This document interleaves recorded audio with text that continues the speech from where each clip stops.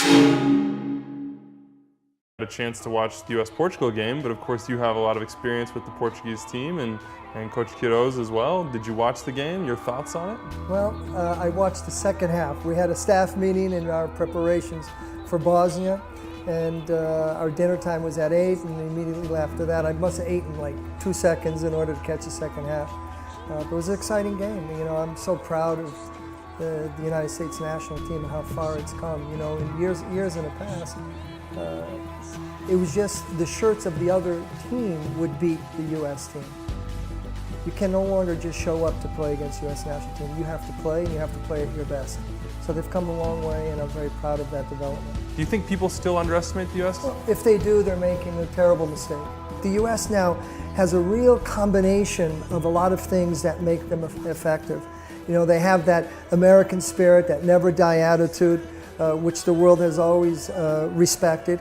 And now they're combining that with some speed and strength, some tactical development, as well as players who are playing overseas and getting exposed to the speed of play.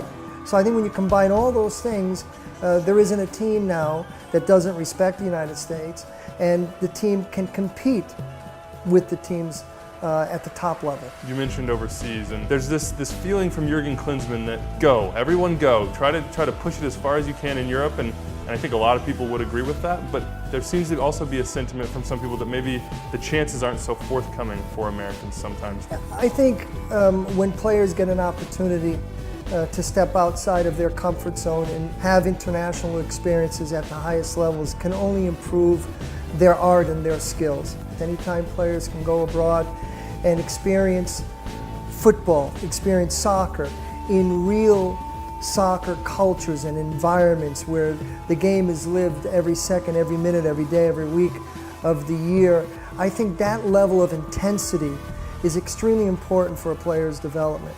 I was born in the United States, I'm American, I'm a Portuguese American, and the United States I owe a great deal to in my development. But most of that background was about the business of soccer. Whereas when I traveled overseas, it was about the business of winning. And I think it's really important that American players have the opportunity to go overseas and to learn what it means to compete every single day, to fight for your job every single day, to be penalized for a mistake or to be rewarded for something that they did special. We don't have the same, long history with the game that a lot of these countries do. But how do you think the US and MLS and just the whole structure of soccer from the top down can bridge that gap? I think MLS has done a good job. Recent examples are Bradley, Dempsey. I think those are good examples of players who are returning back to the MLS, and I'm sure that they're bringing an element of professionalism to the entire club atmosphere, not just on the pitch, but off the pitch as well. So it's a delicate balance because you want MLS to evolve into a Premier League, and it's heading towards that direction. At the same time, you want your players to play at the highest competitive level. Coach Klinsmann has a responsibility, he has a duty to select the best possible players that he believes will represent the U.S. national team. And these are tough decisions. As coaches, the things that we struggle the most with is destroying a player's dream.